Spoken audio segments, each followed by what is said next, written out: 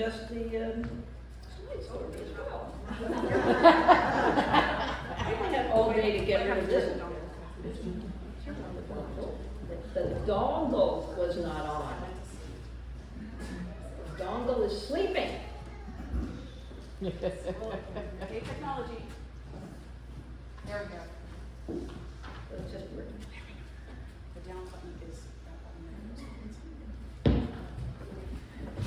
So thank you so much for coming. I'm so excited to be here today. I spent all day yesterday exploring the area, and what a privilege it is for me to share your little piece of paradise for a few days.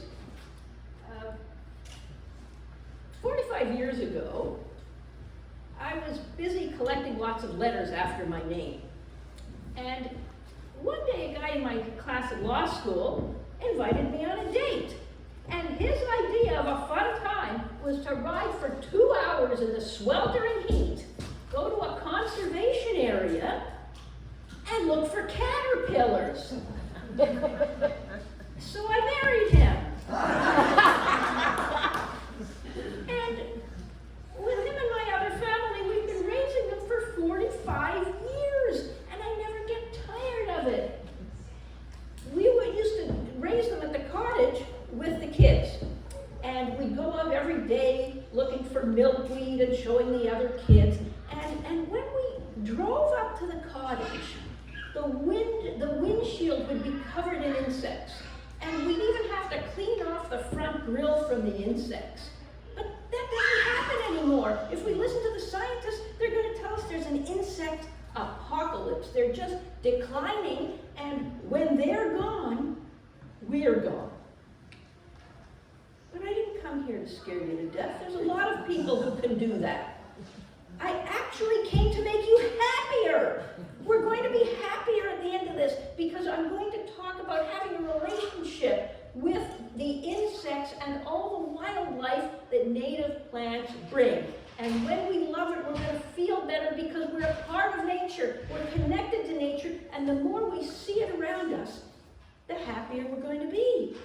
And then you're going to want to really care for the land, which is what we need to do, which is what we have a moral obligation to do. But people don't do things because it's right. We have a moral obligation. They do things because it makes them happy. So we're going to be so happy at the end of this that you're going to be asking me, what else can I plant? What other native plants can I put in? What can I do to keep this going? Because I believe my generation is the most selfish of all time. We've consumed, and then after that we throw it out and poison and leave nothing, and the trend has to stop and go the other way, and that's what we're going to do today. So, I've told you my story.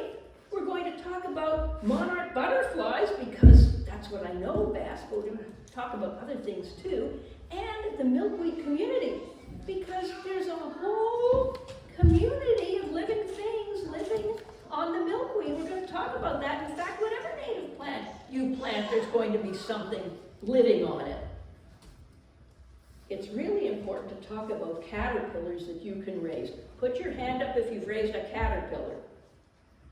Put your hand up if you've raised a monarch caterpillar. Put your hand up if you've raised a caterpillar that's not a monarch caterpillar. Okay, and I need to know one other thing. Put your hand up if you do not live here 12 months a year. Okay, so you live in other places. So we have messages for here and for you to take to other places. I'm going to need you to be ambassadors of the message.